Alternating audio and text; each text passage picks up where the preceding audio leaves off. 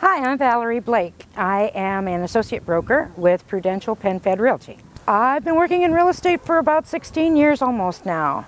It's kind of my first love, my second career. I live here in Brookland. It's a small area of DC in the northeast quadrant near the Catholic University. My mother taught me years ago that a lady doesn't answer questions about age, income, or hair color. So I thought, just think of me as Sally Draper from Mad Men, all grown up. No family members. I have had assistants over the course of time, but I'd rather work independently now. I haven't found any way to clone myself, so other than that, I'm my best assistant. Well, the one thing that I tell people up front is that I have moved 40 times in my lifetime, and I've lived in 12 states, 2 foreign countries, and the District of Columbia. So I tell my clients, whether they're buying or selling, if I have been through it, I can help you through it, and chances are I have been through it. I work with all kinds of people. I have first-time buyers, I have move-up buyers. I think of myself as a generalist because when people come to the District of Columbia, they say, I want to live in DC, and nobody knows what that means until they've experienced it.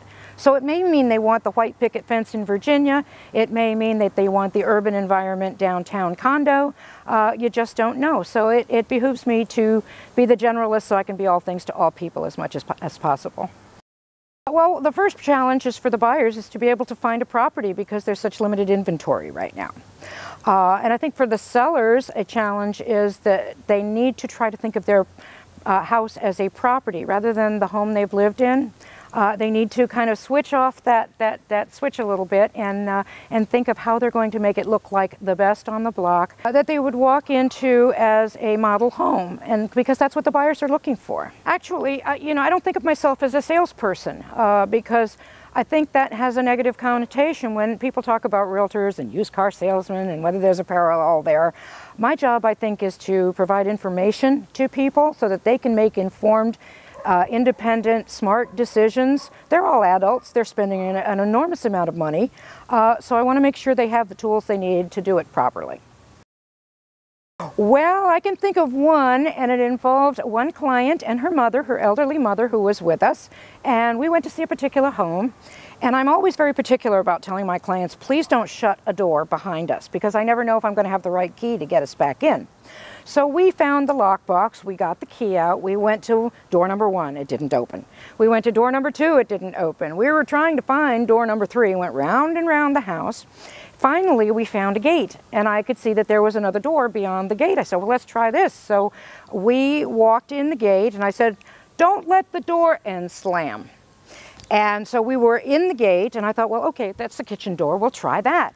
Didn't work on the kitchen door. Went back to go out the gate was locked from the outside.